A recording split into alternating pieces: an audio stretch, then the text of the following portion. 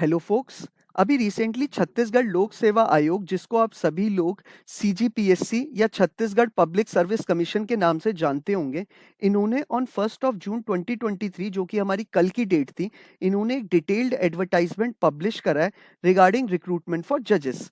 इसी के बारे में मैं आपको डिटेल में इंफॉर्मेशन प्रोवाइड करने वाला हूँ कि क्या हमारी लास्ट डेट रहने वाली है इस फॉर्म के रिगार्डिंग, कौन सी डेट से पहले आपको ये फॉर्म अप्लाई कर देना चाहिए, क्या एजुकेशनल क्वालिफिकेशन मांगी गई है, और इसमें हमारा क्या सिलेबस रहने वाला है, और क्या एलिजिबिलिटी क्राइटेरिया, हमारा सिलेक्शन प्रोसीजर क्या होने वाला है। तो इन्हीं सारी चीज़ों के बारे में मैं आपको इस वीडियो में बताने वाला हूँ। सबसे पहले मैं आपको एक चीज़ बता देता हूँ कि लास्ट ईयर का जो हमारा सेम एडवर्टाइजमेंट रिलीज करा गया था रिगार्डिंग रिक्रूटमेंट फॉर जजेस, लास्ट ईयर की बात कर रहा हूँ मैं, 2022 की। इन्होंने जब एडवर्टाइजमेंट पब्लिश करा था, उन बच्चों का जिनका भी उन बच्चों ने जिन पे लास्ट ईयर अप्लाई करा था इस पोस्ट के लिए, उनका जिनका प्रीलिम्स क्लियर हो गया था, उनका मेंस का एग्जाम इसी मंथ में है, ऑन 27 जून 2023 को।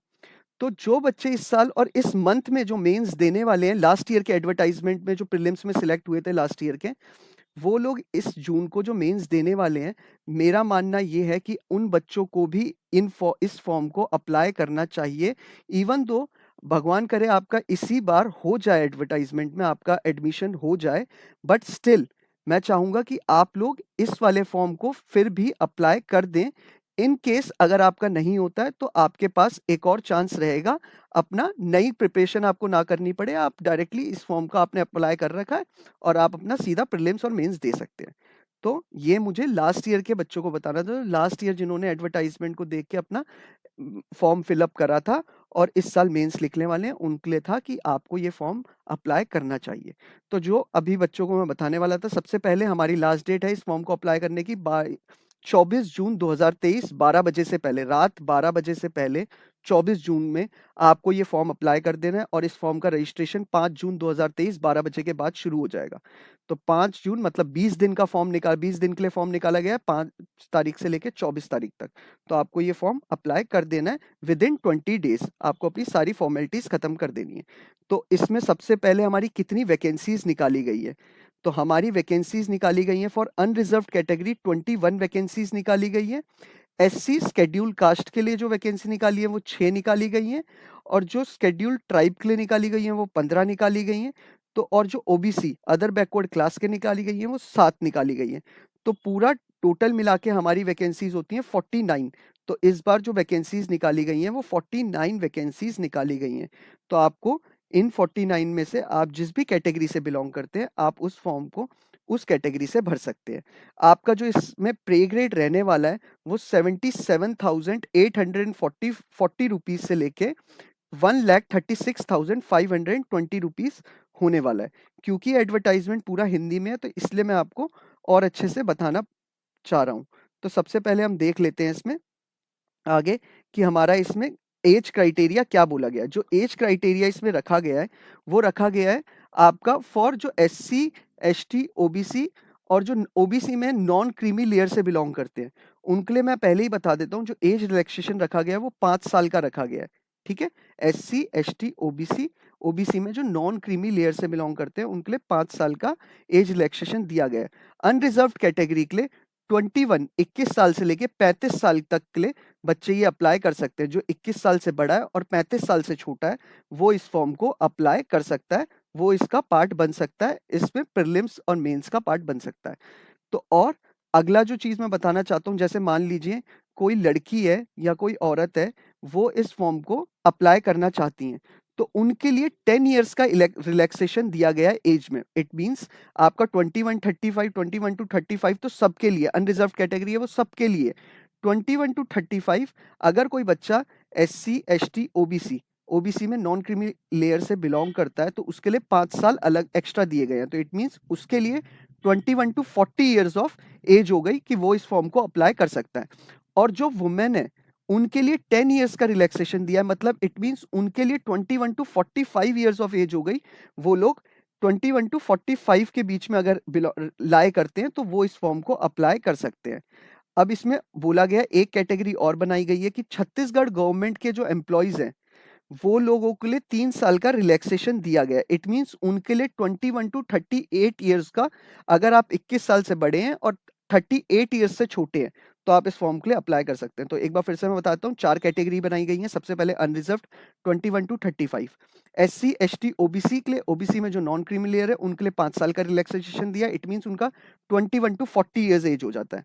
और जो वुमेन है उनके लिए 21 टू 45 इयर्स हो जाता है, क्योंकि उनको 10 साल का रिलैक्सेशन दिया है। और छत्तीसगढ़ के जो गवर्नमेंट एम्प्लॉय है उनको 3 साल का रिलैक्सेशन दिया। इट मीन्स 21 टू 38 इयर्स उनका हो जाता है एज क्राइटेरिया में। अब इसमें हमसे बोला गया है कि हमारी 49 पोजीशंस निकाली गई हैं, ये मैंने आपको बता दिया है। अब हमारा जो इसमें जो हमारा सिलेबस है वो मैं आपको दिखा देता हूँ कि हमारा इस बार इन्होंने सिलेबस क्या रखा है। जो इन्होंने हमारा सिलेबस रखा है, आपका प्रिलिमिनरी जो एग्जाम होगा, जो प्रीलिम्स आपका होगा, वो आपका 3 सेंटर्स में होगा। तो आप याद रखिएगा, इन्हीं 3 सेंटर में आपका एग्जाम होने वाला है प्रीलिम्स का। कहाँ का? बिलासपुर, दुर्ग भिलाई और रायपुर। इन 3 जगहों में आपका प्रीलिम्स एग्जाम होगा। तो याद रखिएगा 3 जगहों को। और मेंस एग्जाम आपका 2 जगहों पे होगा, वो होगा बिलासपुर या रायपुर में। ठीक है? आपको अपने हिसाब से जहाँ पे आपको सूटेबल लगता है फॉर्म में आप वो वाली जगह फिल अप कर दीजिएगा, ताकि आप अपना प्रीलिम्स उसी सिटी में जाके देकर आ पाएँ। और मेंस के लिए आपको दोनों के 2 मिलेंगे, बिलासपुर और रायपुर। आपको जोन-सी अपनी जगह ठीक लगती है, आप वहाँ से फॉर्म जाके अपना वहाँ पर रिटन एग्ज़ाम दे सकते हैं। अब इसमें बोला गया है कि आपको वो कैंडिडेट कितने लेंगे मेंस के लिए। जो मेंस के लिए वो लोग कैंडिडेट लेंगे, वो मेंस में मतलब जितनी वेकेंट पोजीशन निकाली है उससे 10 गुना ज़्यादा।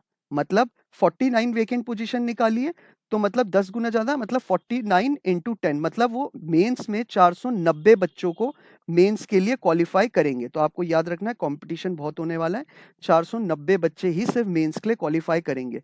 अब इंटरव्यू के लिए बात कर ले के लिए, जो पर्सनल इंटरव्यू जो पीआई होने वाला है, उसमें इन्होंने बोला है कि हम वेकेंट पोजीशन से 3 गुना, मतलब 3 में से 1 बच्चा लेंगे। It means 49 into 3 147। सिर्फ 147 बच्चों में से ही वो 49 बच्चों की वैकेंसी को फिल अप करेंगे। तो आपको बता दिया मैंने, 490 बच्चे वो मेंस रिटर्न देंगे और 490 में से आपके 147 वो इंटरव्यू के लिए कॉल करेंगे और 49 उनमें से सिलेक्ट करेंगे। अब इसमें सिलेक्शन प्रोसीजर मैंने आपको बता दिया, प्रीलिम्स, मेन, फिर इंटरव्यू। अब इसमें हमारा आपको मैं बताता हूँ सिलेबस क्या रहने वाला है। सिलेबस हमारा जो फॉर प्रीलिम्स रहने वाला है, IPC, CPC, CrPC, Indian evidence act, constitution of India, transfer of property act, contract act, limitation act, Chhattisgarh rent control act 2011। ये याद रखिएगा कि आपको हर स्टेट, जहाँ की स्टेट होती है वहाँ के आपको कुछ कानून हमेशा आते हैं उस स्टेट के। तो आपको इस बार छत्तीसगढ़, जैसे दिल्ली का आता है तो दिल्ली रेंट कंट्रोल एक्ट आता है, तो छत्तीसगढ़ में इन्होंने छत्तीसगढ़ रेंट कंट्रोल एक्ट 2011 आपको पढ़ के जाना है। Court fees act, specific relief act, registration act, Chhattisgarh land revenue act, the negotiable instrument act और छत्तीसगढ़ एक्साइज एक्ट। तो ये आपका प्रीलिम्स का सिलेबस है। मेंस के सिलेबस में आपको बोला है framing of issues and writing of judgement in civil cases, जो आपका मैक्सिमम मार्क्स 40 होने वाला है। Framing of charges and writing of judgement in criminal cases, आपको जजमेंट लिखनी है क्रिमिनल केसेस की, ये भी आपका 40 मार्क्स में। आपको ट्रांसलेशन आनी चाहिए हिंदी टू इंग्लिश और हिंदी टू इंग्लिश और इंग्लिश टू हिंदी, ये आपको अच्छे से आनी चाहिए। आपका इसमें वाइस ये इंटर पीआई के लिए जो मैंने आपको बताया है कि आपका 3 में से 1 बच्चे को वो सिलेक्ट करेंगे। ठीक है? तो ये आपका पूरा, आप में इसमें कोई ऐसा नहीं है कि इसको दिल्ली का बच्चा अप्लाई नहीं कर सकता है, ऐसे महाराष्ट्र का बच्चा अप्लाई नहीं कर सकता है, ऐसे पटना का बच्चा अप्लाई नहीं कर सकता है। इसको हर स्टेट का बच्चा अप्लाई कर सकता है इस फॉर्म को। बस उसे 2-3 एक्ट स्पेशली पढ़ने पड़ेंगे। जैसे प्रीलिम्स में उसे छत्तीसगढ़ एक्साइज एक्ट पर 1915 पढ़ना पड़ेगा, छत्तीसगढ़ लैंड रेवेन्यू एक्ट पढ़ना पड़ेगा और Chhattisgarh rent control act 2011। 3 act उसे स्पेशली पढ़ने पड़ेंगे अगर वो छत्तीसगढ़ पीएससी को देना चाहता है तो।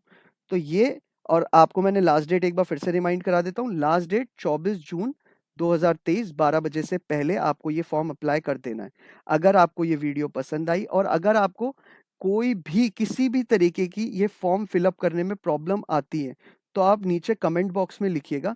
मैं ज़रूर आपको वहीं रिप्लाई करके आपको बताऊँगा कि आपको क्या करना है, उसका सॉल्यूशन मैं रिज़ॉल्व करने की पूरी कोशिश करूँगा। अगर आपको ये वीडियो पसंद आई है तो please like, share and subscribe. बाकी इस नोटिफिकेशन का लिंक मैं आपको नीचे डिस्क्रिप्शन बॉक्स में दे दूंगा, और जहां क्लिक करके आपको फॉर्म मिलेगा उसका भी लिंक मैं आपको नीचे डिस्क्रिप्शन बॉक्स में दे दूंगा। तो एडवर्टाइजमेंट का लिंक भी आपको नीचे डिस्क्रिप्शन बॉक्स में मिल जाएगा, और जहां से आपको फॉर्म फिलअप करना है उसका डिस्क्रिप्शन बॉक्स में उसका भी लिंक मिल जाएगा। Thank you so much. अगर वीडियो पसंद आई हो तो प्लीज़ सब्सक्राइब। Thank you.